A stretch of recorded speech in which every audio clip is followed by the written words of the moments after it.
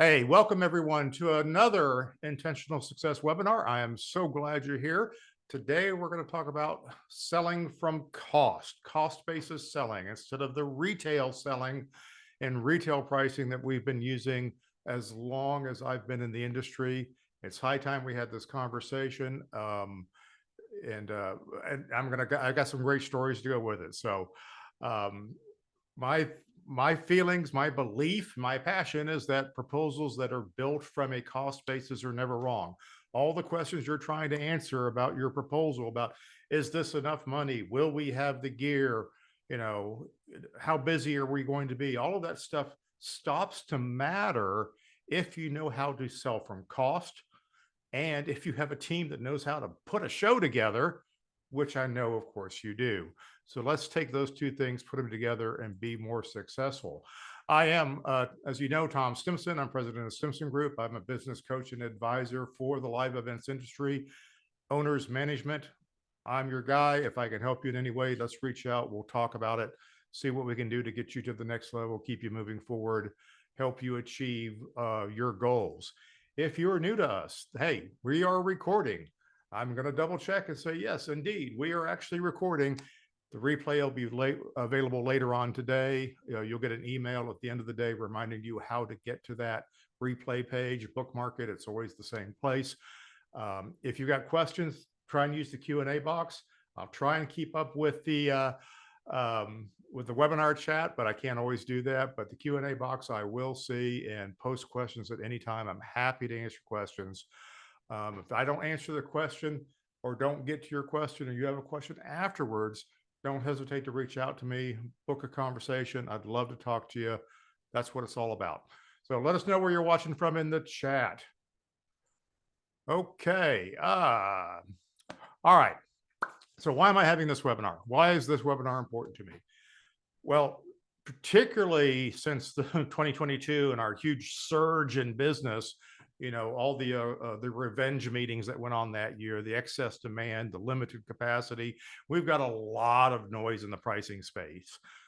Part of this is that we have a new crop of buyers, and those buyers, when they're younger, they're not from the industry, they don't have years and years of price shopping under their belt. They came in with different expectations about how to do business. And so they're looking at things differently, which is creating some opportunities for us. Our traditional pricing model is really dysfunctional. I'm going to talk a bit about that because you need to pull back and look and see how messed up we are and how it affects your business. And then, of course, I'm going to show you a better way because there is always a better way. And that's what I'm trying to do for you all the time is find a better way. So let's have a history lesson, shall we? This is going to be fun. It was fun putting this together, thinking about going back to the 80s and how we came up with pricing. And you guys, I mean, you younger folks, you've heard this, but you didn't experience, that back in the rental days, we took the purchase price, we divided it by 10, and that was our rental rate. And it worked most of the time. It was great for, a $300 speaker. You could rent it for, 30 bucks a day and make money in a couple of weeks. You'd be good. It didn't always work with things like a tripod screen that cost $79 and you didn't want to rent it for $8 because you could get $18 for it. So we kind of fudged that around a little bit, but that was our starting formula. And then as we started to look around, wondering what other people are doing, we started to peg our prices to what other people were doing. And maybe they had some different math or calculus in their head, but you know what? Hey, if they're getting 20 bucks a day for a tripod screen, why can't I get 20 bucks a day? Or maybe my screens are newer. Maybe I should get 22 bucks a day. And then we started to realize that the purchase price and dividing by 10 wasn't always the right formula because some things need to pay back more quickly because they have a limited life. For instance, as video became prevalent, video products had a shorter life. Or sometimes they had a really long life, right? But sometimes the market would just spend a lot more money. Flip charts. My goodness, how much money were made on things like flip charts. So we started fudging around with this number.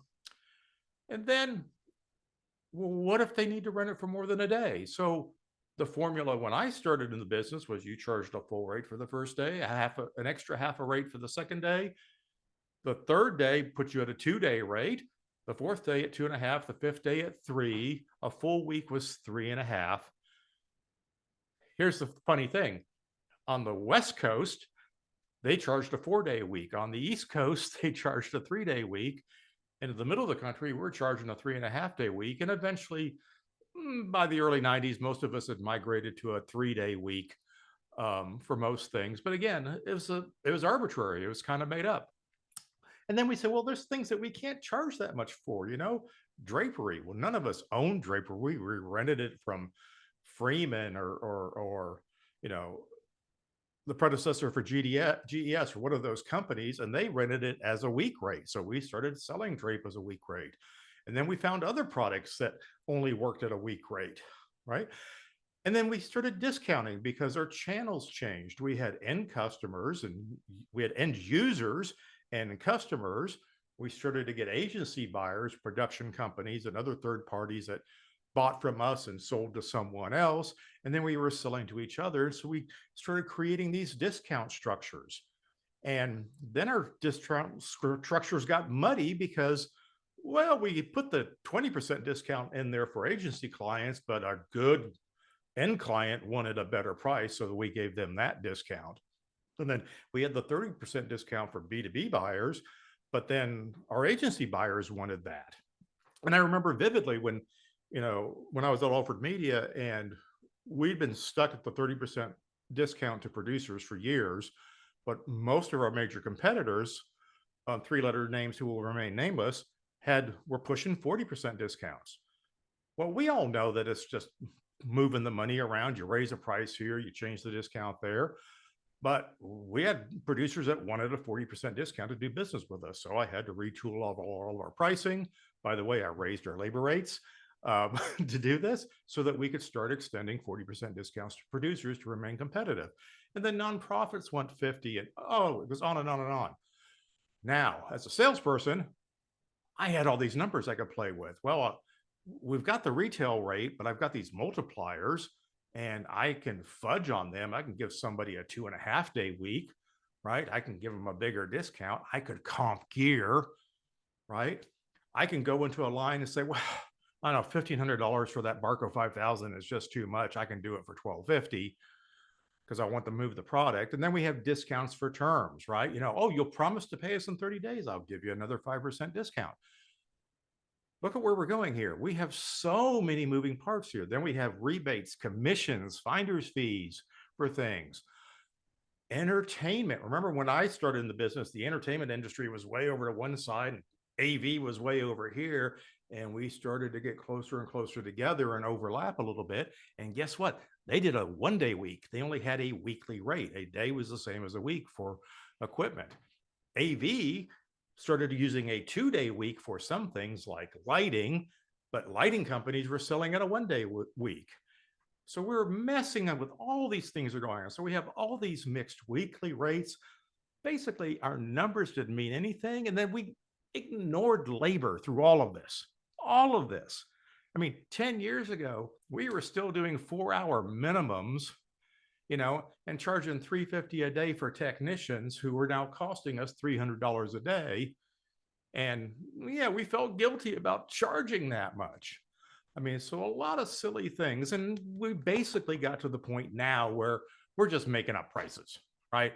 We're just pulling numbers out. We're throwing it at the client. We move things around until we settle on a price.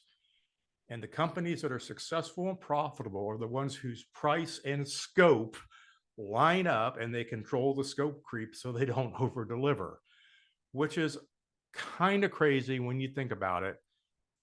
There's nothing else that you buy anywhere that follows this formula.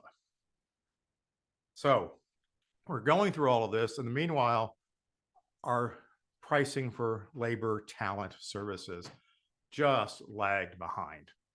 I mean, it was horrific. And we didn't get this big correction until 2022 when we had the surge of business, a very, very tight talent market out there. There weren't enough people to go around. And all of a sudden, we had to raise our labor rates because our labor costs had risen so dramatically. They were so scarce. The only way to pull a crew together was you're going to have to spend more money. And trust me, as an old time freelancer, this is a long overdue market correction that I think is good for our industry. It's one of the reasons we get to have this conversation today, because what I'm going to explain to you is going to help you make more money more consistently, more scalably, and get a lot of the noise out of your life. Now, noise is popping back up again. We didn't have a lot of pricing noise last year. The three questions you asked, when the customer called you, they need to ask, are you available? Is this something you do? What are you going to charge me? And you could name your price and you got the gig, right? Because availability was everything. Well, now we're back into a more competitive availability market. We've got some price comparison shoppers back. We have companies that are being more careful about their budgets. The revenge meetings are over. We're now having planned meetings. We're seeing a bigger convergence between the entertainment world and the AV segments. That Venn diagram of overlap is merging. We're seeing a lot of companies that live in both worlds, but we still see companies that started on the entertainment side and companies that started on the AV side, and they have their own, they do things a certain way depending on what world they come from, but they're starting to look more and more alike. And then we're getting a lot of distraction from value-based discussions, because as soon as we start talking about price, we lose grip on the thing that we do for customers is we get shows done. We're not doing a show, we are getting a show done. The value is in getting the show done to the standards, to the needs of the customer, with the right kind of outcomes. Remember, it's the what, not the how. And as soon as we start talking about price, we're talking about the how. So when we lose that, I'm seeing that pop back up again. It's time to, hunker down and make sure that we're doing the right things. Now, we've got a major shift in the cost and availability of talent. The talent pool is coming back. They see that they can now make a decent living. The working conditions are getting better. Trust me, I'll tell you one day about the working conditions back when I was a freelancer and what we went through. But it's much better now. It's much easier to make a living in this space, and there's better ways of doing it and better support for all of that. And then, of course, technology is becoming less and less of a differentiator. Matter of fact, I don't think it's a differentiator at all, except in very niche areas, like very specific applications for, certain types of LED or image processing, or highly specified audio, things like that. But that's a very small subset of our industry.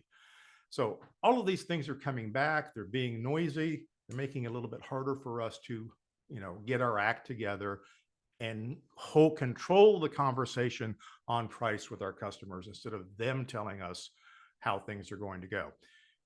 Now, I need to talk more about these new buyers, because we do have some pre-COVID buyers that are coming back, and they've returned with some of their price expectations. And I'm hearing some horrific stories. I'm also hearing some great stories about people actually laughing at them, saying, "There's no way we're going to do it for that. You're barking up the wrong tree, dude." So that's good. These people need a wake-up call that they don't have the pull that they had before, and they can't expect people to work at 2019 prices, in this economy and under these circumstances, and in consideration of how much you've come to understand about how important you are to these jobs. Now, we also have a lot of these new buyers that don't have a lot of attachments to line item pricing history. Their price sensitivity really is their budget and what you're going to do for them. Are those two things aligned? So our pricing paradigm makes it hard for us sometimes to make the budget work correctly for what we're going to do, because our pricing is out of whack.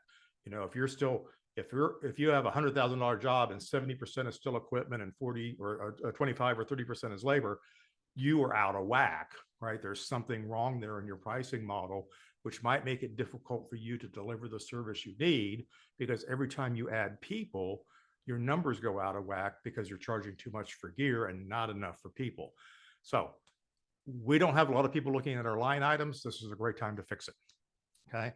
And then the buyers who came in during the streaming era, they expect a lot more services. They're really equipment agnostic. They don't look at a show as a rental. They look at a show as a series of production steps and content development and creative and deliverables and design that gets us to the finished product, which is the execution of a show for their audience. So they look at pricing a little bit differently because they're used to buying content. Now, can you tell I'm having fun? We have some very non-scalable legacy pricing, right? When we price in the traditional model, and I'll walk you through an example here in a minute, okay? When we look at that model, every time we increase the number of people on a job, increase the ratio of labor, we're actually reducing our gross profit percentage because the margins on labor are terribly low. So if you haven't updated or significantly updated your labor pricing, your talent pricing, you know, every time you add more people to a job, which sometimes that's what the job needs, you are giving up gross profit percentage, which is why you can have a $20,000 show that makes 60% gross profit, but you can have a $500,000 show that only makes 35% gross profit. And the reason is there's so much more talent on that big show. And every time you add talent, it pulls your margins down because you don't make enough money. That is the definition of unscalable, right? So the other thing that's going on is we have the difference between what the wholesale rental rate is and what a customer can source has dwindled.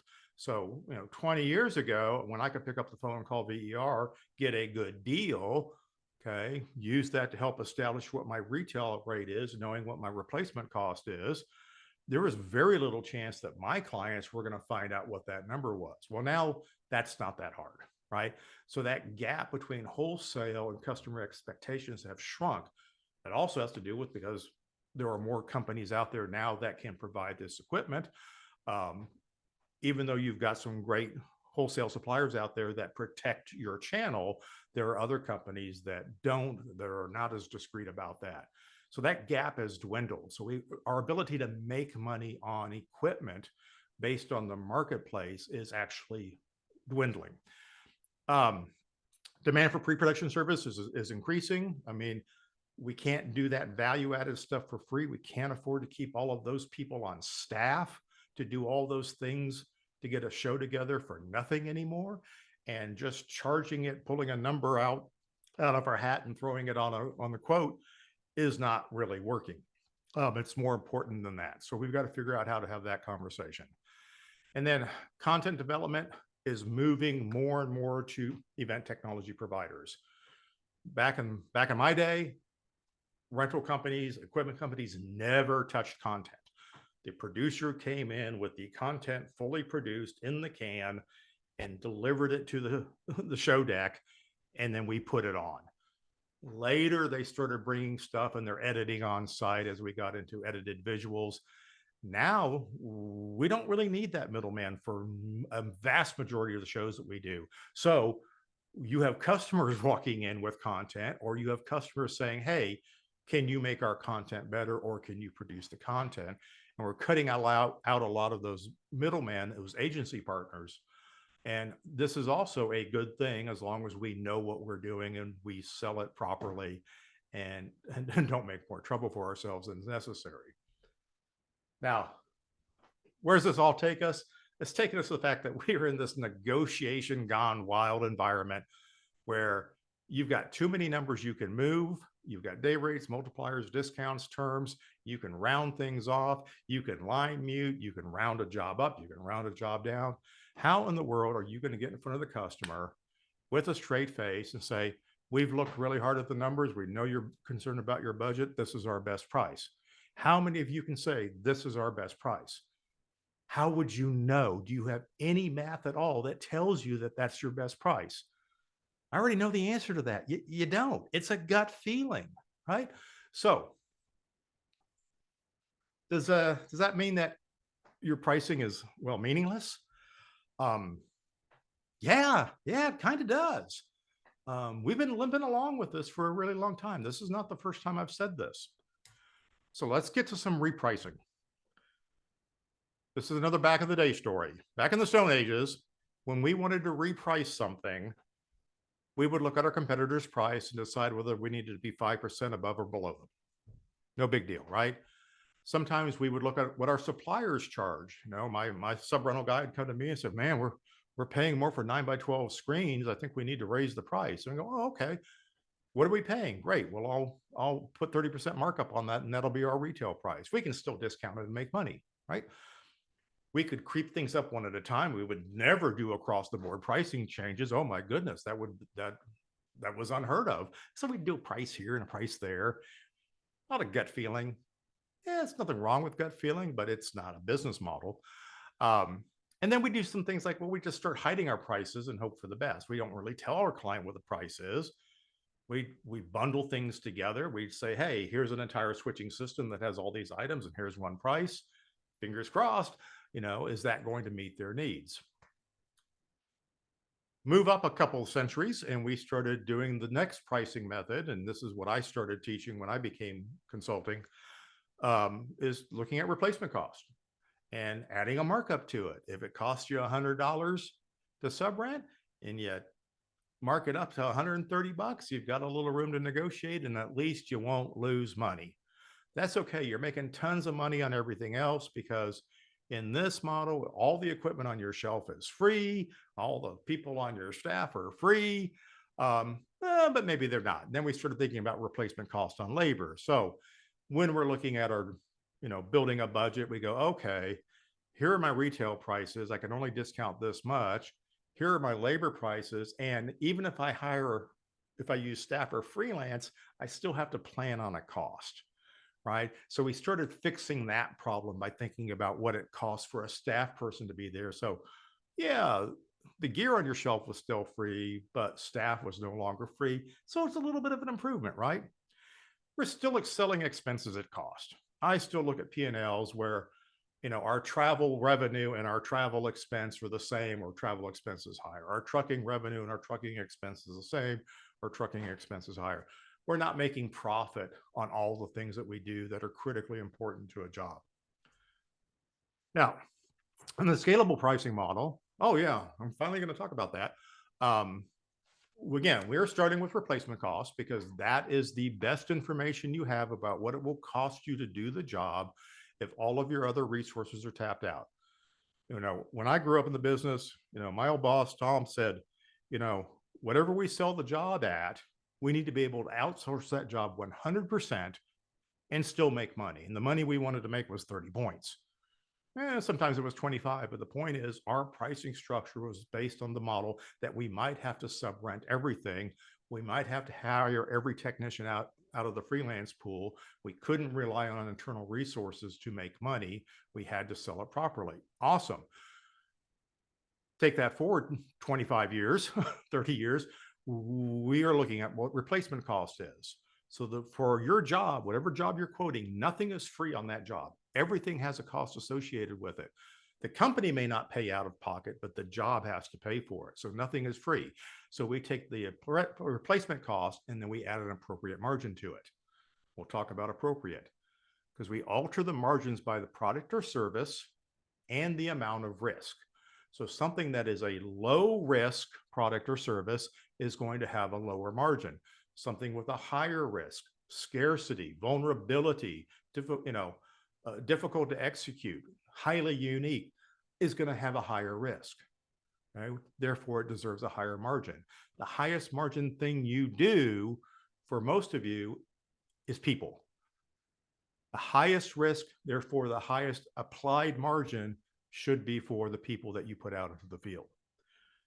So we're going to talk about how we get customers to accept new prices, because I am basically telling you need to sell at a different price. And I'm going to show you how to get there. And then I want to come back and tell you how to present this to your customers, because it's really not that complicated. You just have to get over the fear of not understanding what it is that you're actually doing. So I want to help you understand what it is so that you can feel more confident when you say to your customer, hey, we've had to change our pricing. Here's why it's important to you. And here's what it looks like. And oh, by the way, you don't have to change your budget, right? But now I got to get you to believe that. All right. Here's a very simple traditional pricing model on a job. I'm going to get my cursor here on the screen. And so here's some equipment. Never mind the prices I picked. My goodness, the prices in my head are very, very old. So is the equipment, apparently. So we got some equipment here. We have our retail price. We have our multipliers. We're doing 9 breakout rooms here. Some camcorders. We got our pricing total. There's no discount applied here. We've already looked because, as you always do, you ask your salespeople to look at available inventory. And if it's not available, we got to figure that cost in while we're selling it, because we have to make a minimum margin. Our gross profit has to meet a target. So you need to factor in those costs. So we pick up the phone. We find out it's going to cost us $100 per set to pick up a camcorder and a tripod. Salesman plugs that into the formula. There we go. Now we get over here to labor. All right. We got a $500 labor rate. Woohoo! For a couple of breakout technicians, our cost, it says outside cost, but this might be your inside cost. It may be every job we charge $350 a day, whether they're staff or freelance, like I just talked about. We've got to get some stagehands. In this case, we're at the convention center. We got to hire some union people.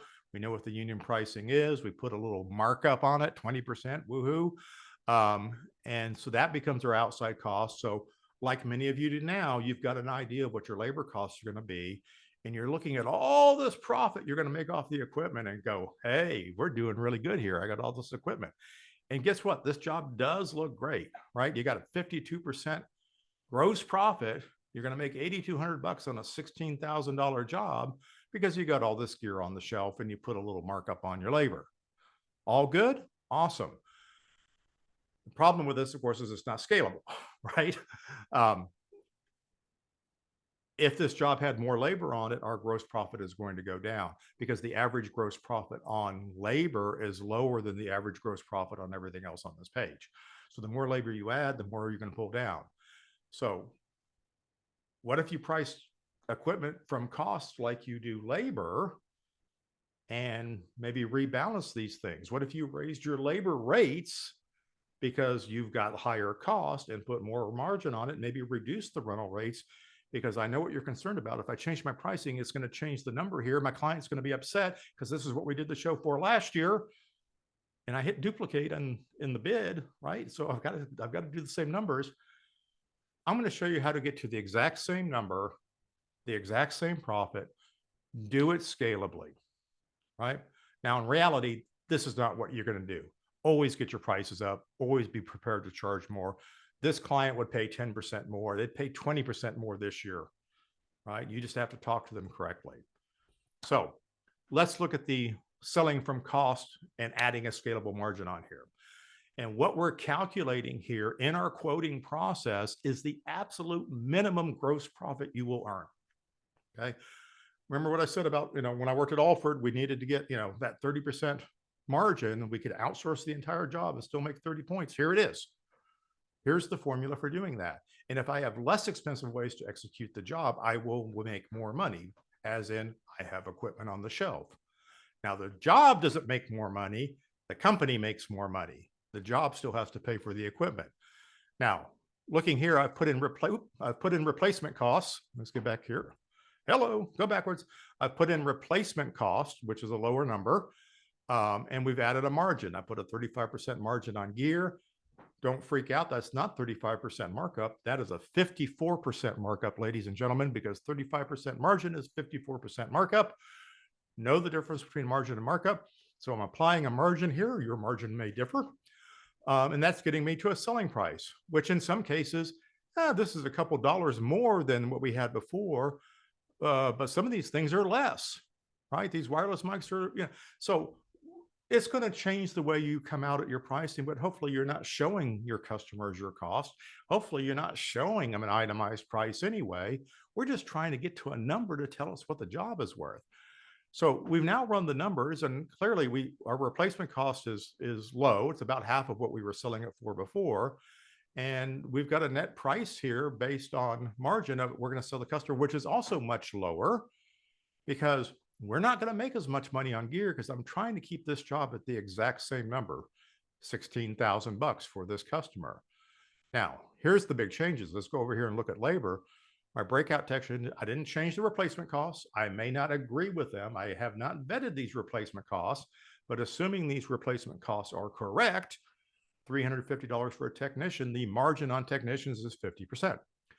The margin on named technicians that are responsible for the outcome of the show is 50%. That is a 100% markup, right? So I'm going to charge $700 a day for these people.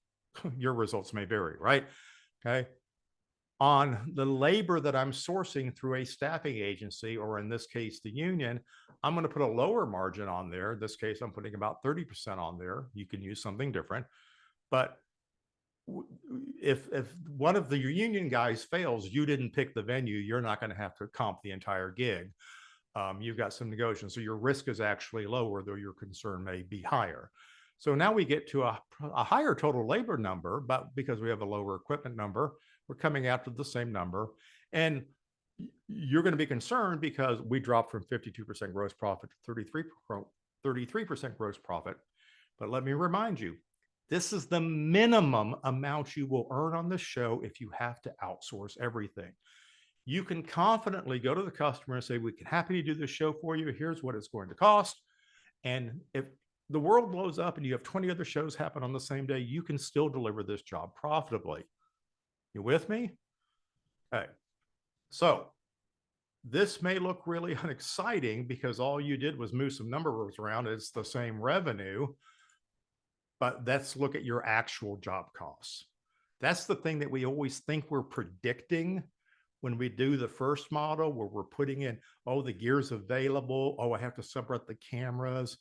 I know what my costs are for labor. We think what we're doing is predicting the actual job cost, but we can never take into account all the other things that might happen that will mess up that plan. I don't care about availability.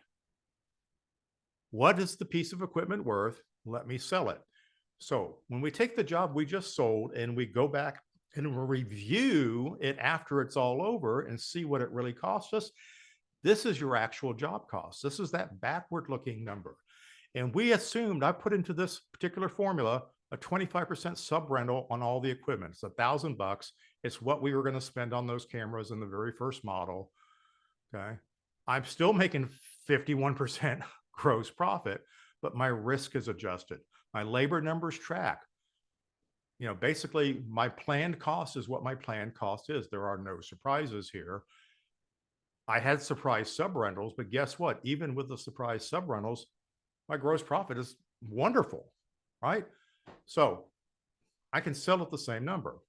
Now, you knew you were going to have some sub rentals, just like in the first example, but we've corrected, you know, the cost assumptions on everything.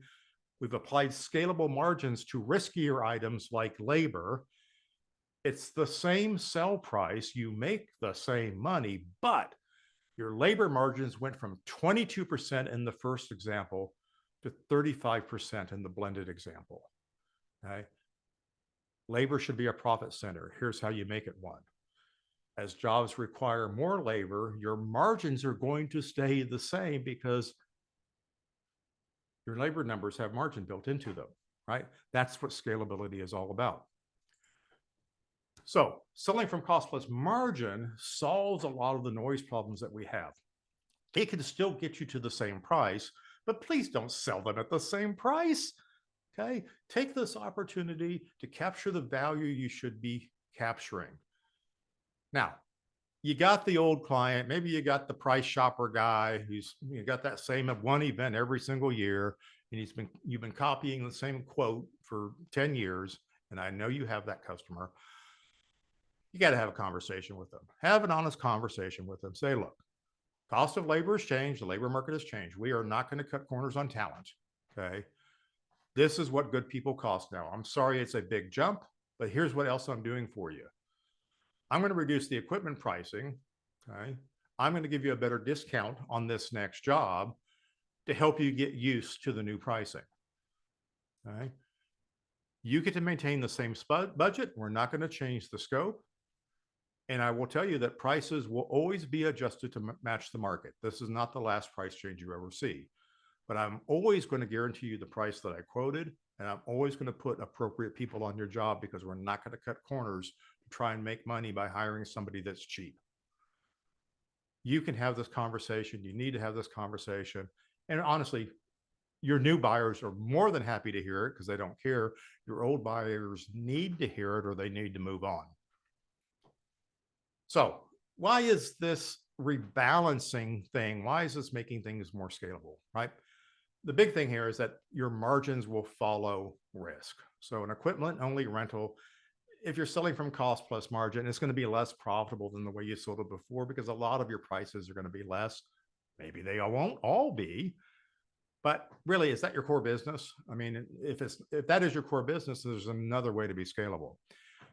Now, as a job increases in size and complexity, your profit should also track. Go look at your jobs right now. The margin you have on a $25,000 job and compare it to the margin on a $250,000 job. They are not even in the same ballpark. And the reason is labor. That is the main reason you're doing it. The other reason is that you want that $250,000 of revenue so bad, you discount the heck out of the job to win it.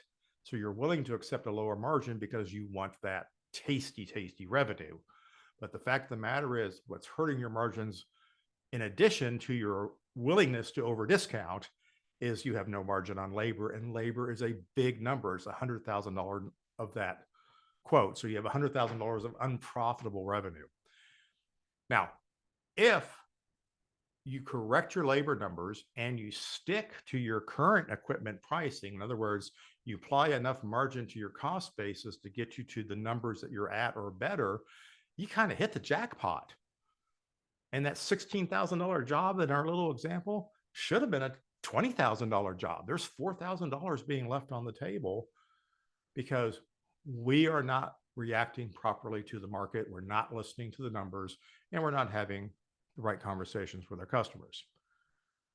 So time for questions is coming very, very soon. Let me move on here. So let me talk a little bit more about the future. We did caveman times, we did Middle Ages, we did now. Here's where we're going. And many other industries do this. If you hire a forward-looking remodeler for your home, this is the quote you are going to get. If you talk to an innovative systems integrator, this is the quote you're going to get. You're going to get the replacement cost or the actual cost of the product or service on your quote. You're going to add a management fee for the job based on the size and the scope of the job. You're going to add service cost to anything that's a pass-through, okay, and a handling fee for those things. So basically, you're going to put all the costs, a management fee, any service costs for things that don't apply to the management fee, and then you're going to put transparently on your quote the expected profit you're going to make. And that means that you have a single point of negotiation. So you can write $1 million quote, put 21.5% expected profit onto the quote. Everything is a verifiable cost that is non-negotiable. The only thing you have to negotiate is the expected profit. And when the client says, well, I'm going to get that profit down to 15%, and you look at them straight in the eye, you said, does your business do anything expecting to only make 15% net profit? I won't do it either. I'll give you 5 points if you pay me 100% up front, right? So we're going to get the noise out of pricing and negotiation. So don't jump ahead to that. There's a lot of complexity in that. I'm going to be building that model for you, and I will be rolling that out for you in 2024.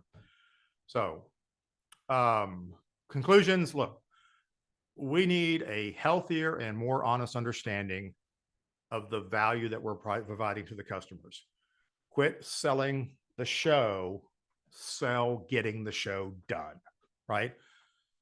Your people, the people that you use are your greatest asset, right? They're also your greatest risk. So you need to charge accordingly. The cost of replacing somebody who at the last minute can't attend through illness or travel emergency or whatever it might be, that cost is astronomical. Okay. You will pay anything. That's the risk you're assuming, and you're doing it every single day. And equipment is the commodity. What you do with equipment is magic. Sell the magic. So get some questions out. I'm going to talk about a couple other things here while we're waiting for questions. Yeah, Jumpstart. As I said at the head before we started rolling, we got 1 week left to register. We still have the super early bird pricing on there, thanks to our sponsors. Thank you, Evolve, Lasso, Mertz Crew, Tempo Live Events, Flex, and Square AV, who's our AV provider, as they have been in the past.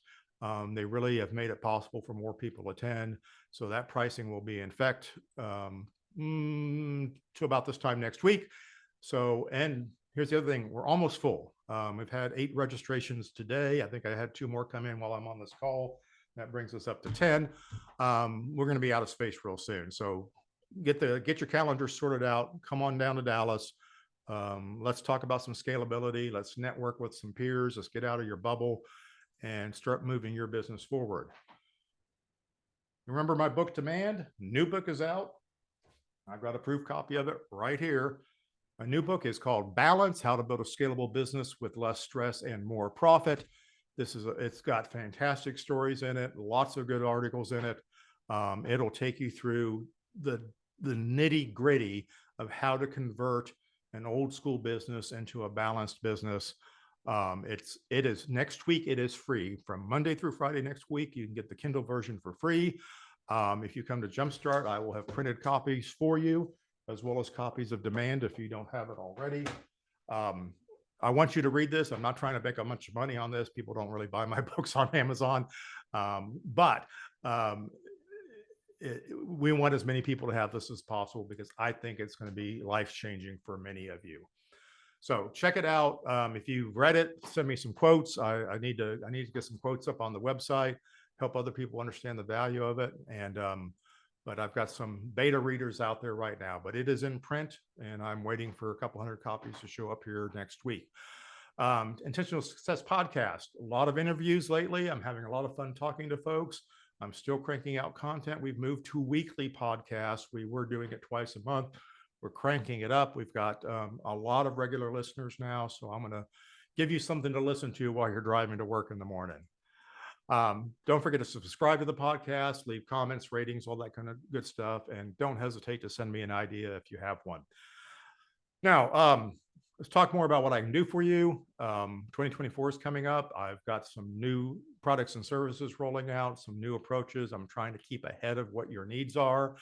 I'm going to deliver 3 different types of assessments to make assessments much more easy for you, particularly for the smaller companies that need a lighter assessment and need to get some feedback on where to go. Of course, we'll have a couple of levels of strategy and road mapping, strategic sessions, road mapping for one-on-ones or for you and your management team. Peer groups are becoming the Intentional Success Club. We've got a new program put together that I think you're really going to like. I've already been talking with my current peer club members about it, and they seem very excited. Of course, there's one-on-one coaching. And if you are a company that has a lot of change and your management team needs a lot more time and guidance, I or some of my partners are available to help you through change management. All we need to do is start talking. Happy to do that. Schedule a call with me. Next webinar, we're going to talk about budgeting. I realize you should have already done your budget for next year, and it will be November.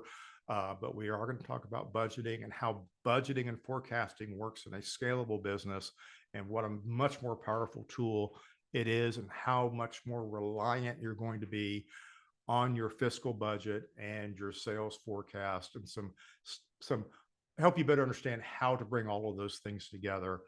We've got some great tools out there. So summary, our pricing models are old baggage. It's time to ditch the baggage.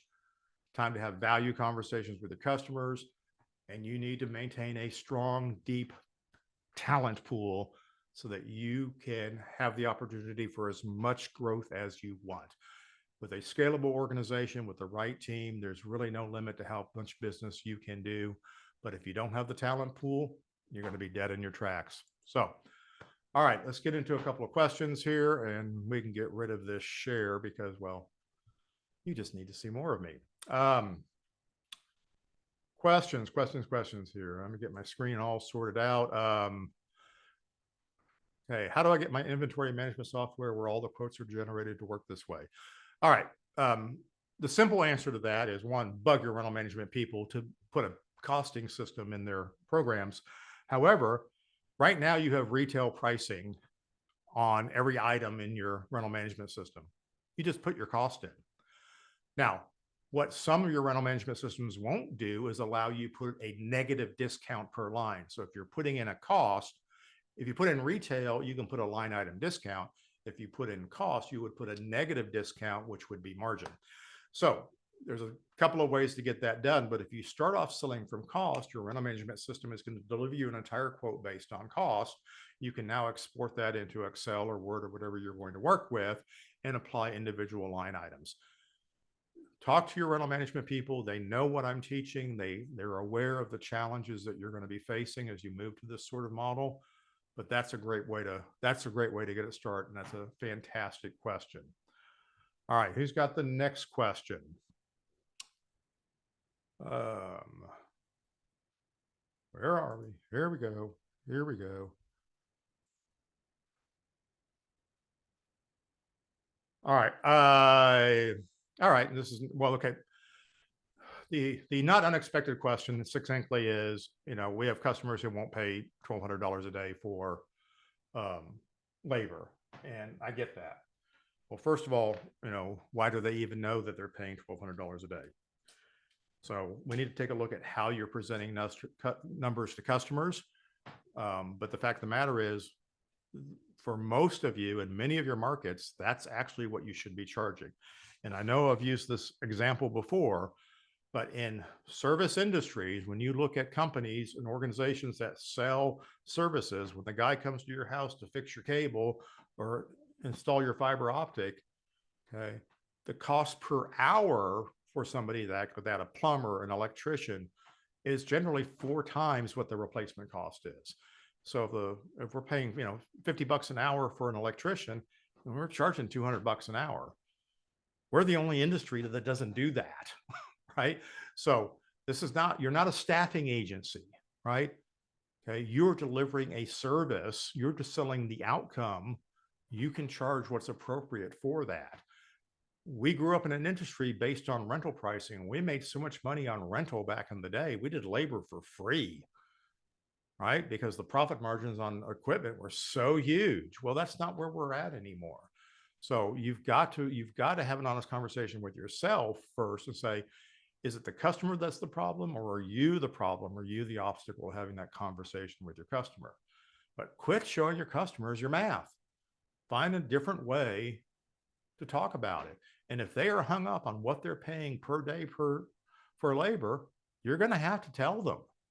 So you're still going to have an honest conversation with them to get over it. So it's better to prepare for it than giving away your profit. Stop giving away your profit. You've earned it. You've taken a lot of risk. You need to do that. How are we doing on time? We're good on time. Somebody's sharing a nice story about new buyers and how they basically says, we picked up some new buyers during the pandemic. We did a lot of streaming work for them. Now they're doing events. They're treating events just like they did the streaming. They're giving us a budget, asking what they can do for it. Yay, that's exactly what we want. You have customers you probably need to jettison. If your old school price shopping buyers have come back and you cannot get them to convert, get better customers. And if you don't have better customers, let's talk and let's figure out what you're doing wrong. The fact of the matter is, none of you actually needs more customers. You don't actually need more revenue. What you need is less overhead. And if you have less overhead, you're not going to be so desperate and so addicted to revenue that you sell to non-ideal customers. Most of you would be better off if you reduced your revenue by 30%, made your team the right size for the work that you do, got rid of your price shopping customers, and you'll end up making more, not just more net profit, more profit. Okay? And then you can grow from there. I don't think you need to downsize. I think you need to fix your processes and go out and get more business. I'd rather see you invest in marketing and business development to get better customers so that you can still quote the old customers. You just don't care if they don't buy the gig from you, right? Demand is all about creating a better sales funnel so you can turn down better customers. All right. Keep the questions coming because you're playing in right into my foundational stuff here. I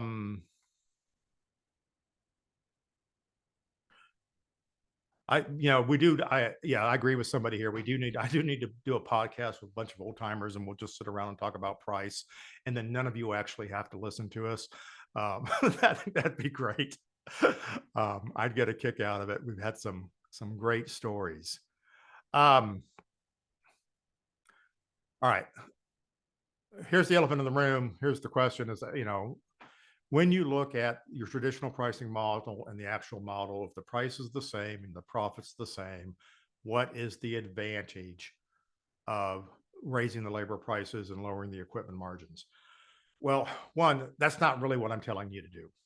What I'm telling you to do is sell that $16,000 job for $20,000 by getting your labor prices correct. But if you can't get that entire $4,000 of upsell on the first try, okay, you can show them the same numbers and say, here's what it's going to cost you next year, right? Fix your labor pricing, have an honest look at your labor cost, apply appropriate margin to it, and on a case-by-case basis, help your customer make the transition. Showing you an apples for apples number was just my way of helping you see that the math works in a fixed environment. It works better when you stop giving away services. So $16,000 job probably should be 20. Go for it. Don't show customers the math seems to be at odds with the transparent pricing model. Thank you. A student sitting on the front row. Is it the only price shopping customers that don't get the transparency? No, you can do the transparency model with everyone, and it is not showing them the math because they don't know how you got to your profit. Okay. Right now, you're trying to show them how you get to your profit on each and every item that you share with them. And there is profit on each one, and you have a hidden an obvious negotiating point. Even if you put in audio system, lighting system, video system, labor, you've got negotiating points. And there's profit built into them, and you're inviting the customer to negotiate all of those and dissect all of those. So showing the customers the math is if I give them all the items underneath it. Showing them a transparency model, which we will get into more next year, you're ahead of the curve here, okay, is the opposite of transparency because we're putting everything into that one item, which is the amount of net profit you expect to make. Now, anytime the customer adds something to the job, it's cost, we change the management fee, the net profit tracks. If it doesn't affect the management fee, the net profit tracks, right? Everything is clear, the expectations are clear, and you can go out and find, you like to go out and find the best deal for the customer. Here it is. Go get them the best deal. Hey, we want to add an 80-foot LED wall. Well, I don't have one. Here, I found you one. It's going to add $20,000 to the budget, plus the management fee, plus the profit is $26,000. Are you good to go? Boom. Okay. You've pre-negotiated every change orders, regardless of whether it's available in your system or not. So there's so many advantages to it. I can't wait to start talking more about it. But thanks for giving me the chance. All right. Who's got the next question? All right. Well, I'm going to take the opportunity to get 5 minutes back and get you guys back to work. Thank you so much for being here. As always, we'll get this recording done for you and get it posted. And I look forward to seeing you at Jumpstart, seeing you at the next webinar. Schedule a call with me. I'd love to catch up. Guys, be good. Have a great